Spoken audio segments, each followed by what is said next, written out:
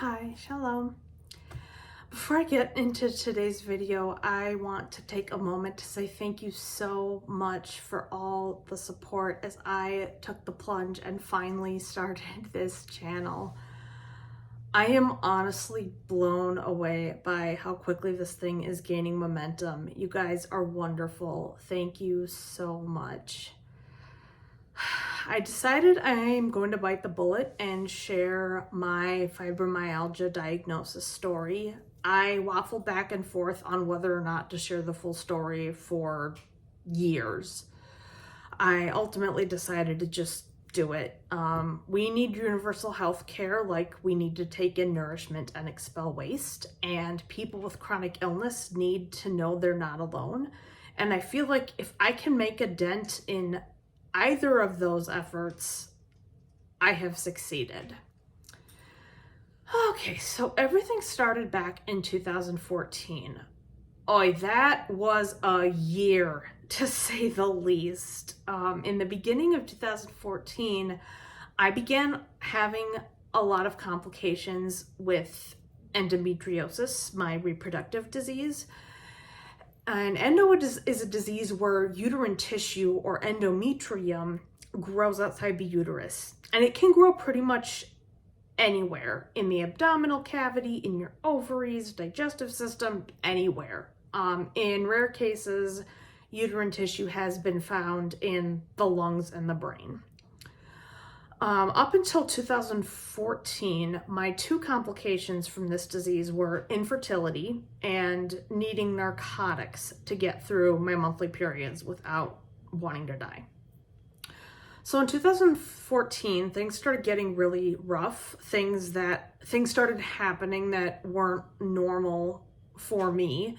I started losing hair, which had never happened before. I was getting cramps and pain even when I wasn't actually on my period. So in the summer of 2014, I had a diagnostic laparoscopy.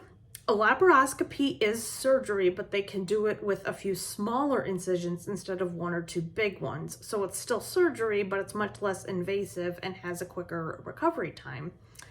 And this is the surgery they use both to diagnose endo and to determine whether or not it's coming out of remission.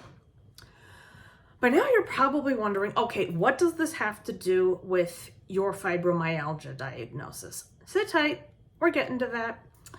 So I had the surgery, I went home the same day. Everything went great. The medical staff was fantastic and my recovery was within normal limits. I was doing great. The bad news though was that my endometriosis had come out of remission. I asked my doctor where in my body they had found the tissue, and her answer was, and I quote, absolutely everywhere. By that point, I had tried every birth control option for managing my endo. At my post-op checkup, my wonderful doctor told me I had two choices: Lupron shots or a hysterectomy. I was only 26 at the time, and I was still holding on to the hope that maybe I could be a mom someday, so I opted to go on the shots. Lupron is a hormonal treatment that's used for a few different things. Sometimes women doing IVF get put on it. It's also sometimes used in prostate cancer treatment. With endo, it's basically medically inducing menopause. The idea is that this sort of resets your hormones and puts the endo in remission. In 99.9% of cases, women go into full remission without any complications. I fell into the less than 1% who have lifelong debilitating complications. Getting polio from the vaccine is more likely to happen than what happened to me.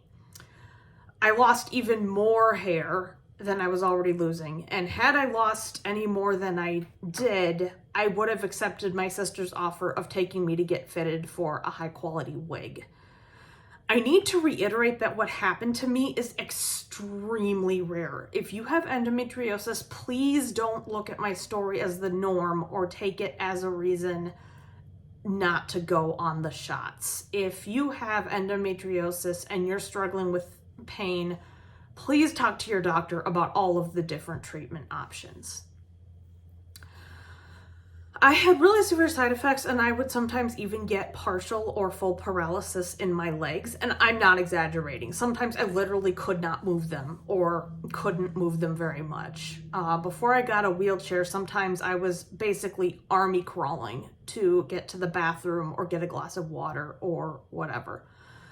And all of this completely astounded my doctor. She had never seen this reaction to the Lupron shots. Toward the end of my 6-month Lupron stint, the paralysis left, but it was replaced by excruciating pain.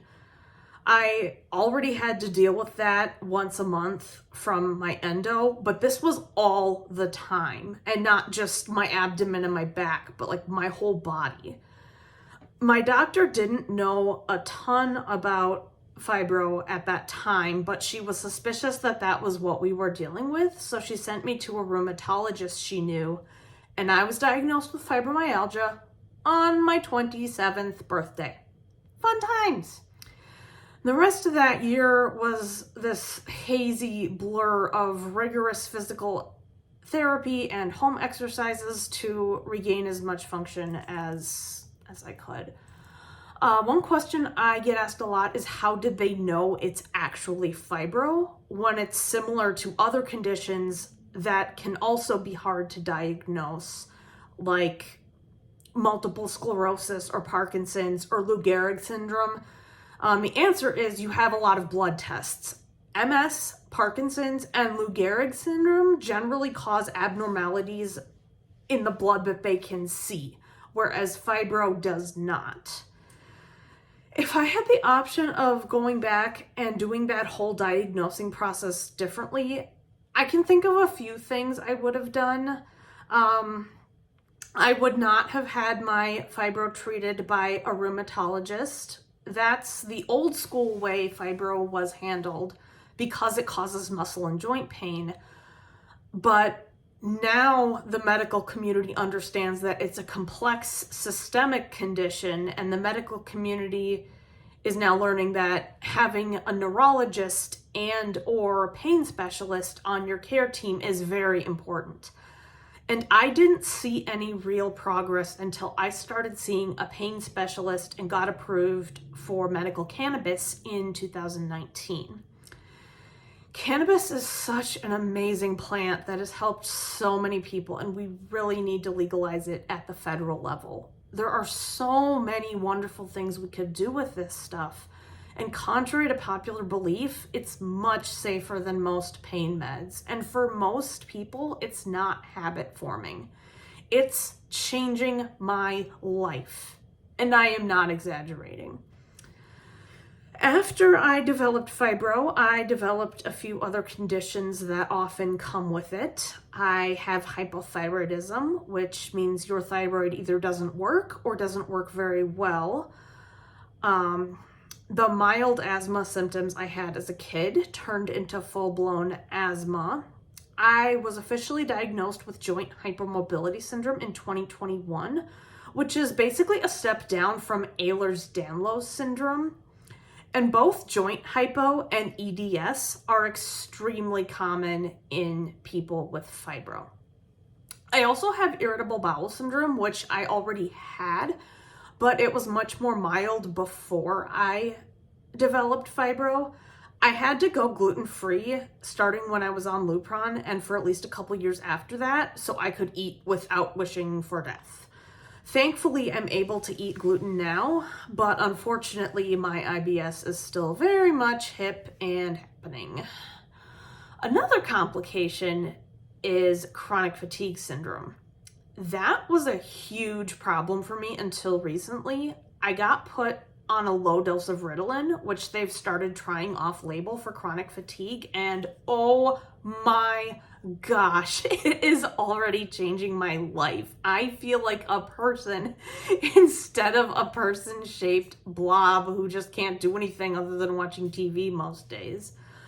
Living with fibro is living with constant ebb and flow. My mobility can range from looking normal to using my wheelchair or walker to not even being able to get out of bed.